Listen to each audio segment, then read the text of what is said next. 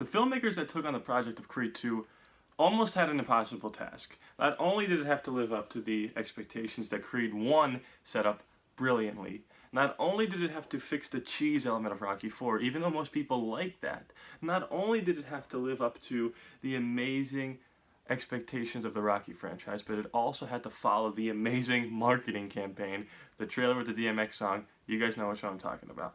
Did it live up to the expectations? Of course not. Was it a really, really good movie? Absolutely.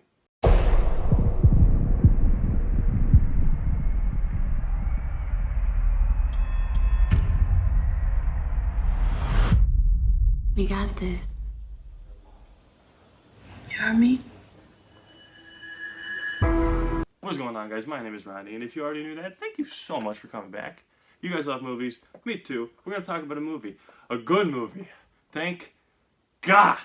Creed 2, starring everyone you know, and Ivan Drago. Not starring Ivan Drago, starring Dolph Lundgren as Ivan Drago, and some really ripped guy as his son. I don't know his name. He's probably never going to be in anything again, unless he becomes a new Dolph Lundgren. That'd be pretty cool. This one is not directed by Ryan Coogler. It's directed by Stephen Caple Jr. That was the biggest difference when it comes to Creed 1 and Creed 2, and it's not a negative, because Stephen Caple Jr. directed the heck out of this movie. This movie is really, really good.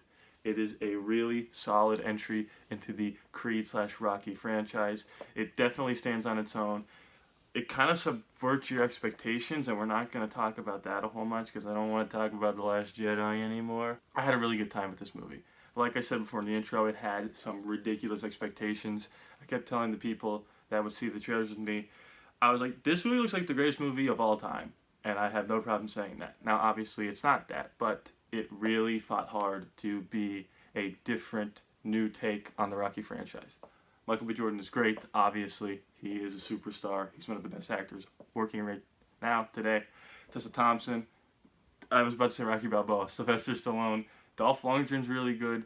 Everyone in this movie is absolutely solid. Like I said, Stephen Caple Jr. really puts his own twist on this. It's interesting because this movie, although most people would think it's going to be more like Rocky 4, it has a lot of elements from Rocky 2 and Rocky 3.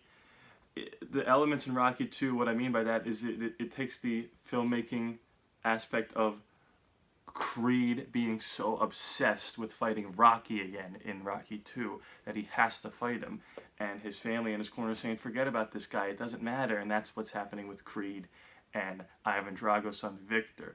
That is a beautiful parallel of the Creed mentality of, I need to fight this man, I need to prove to the world that I cannot be stopped, that he's not going to take away what I love.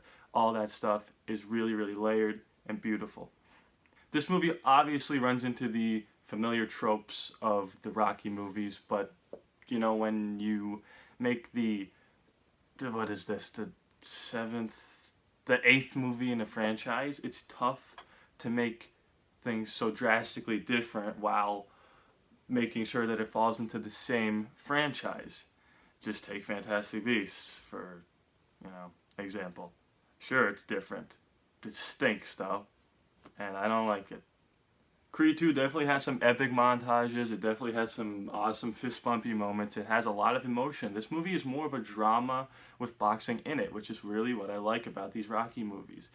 Rocky 3, Rocky 4 really leaned into the fact that it was a cheese fest. I could argue that Rocky 1, 2, 6, and Creed were dramas that happen to have fighting in them, and that's what I like about these movies so much, is that they take themselves seriously. This is not Transformers, this is not, Fast and the Furious, although they make money, good for them. This is a movie that takes itself seriously and fleshes out all of its characters, even Ivan Drago and Victor Drago. It makes you feel bad. It makes you feel bad for the Dragos, which is something that I never thought I'd say.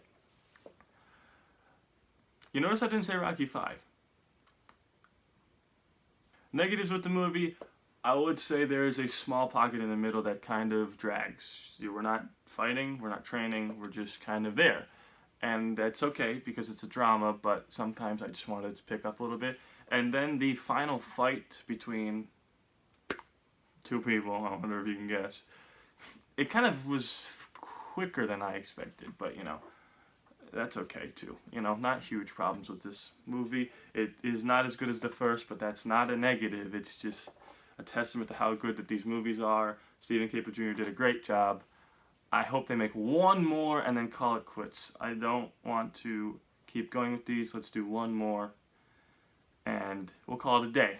I'm going to give Creed 2 an 8 out of 10. It is one of the better movies I've seen this year, and thank God, because I've seen a couple stinkers in a row. Anyway, guys, thank you so much for watching. This is what I do. I talk about movies, free commentaries, trailer reactions, movie news. If you like what you see here, please be sure to subscribe, because it is free after all. No charge to you.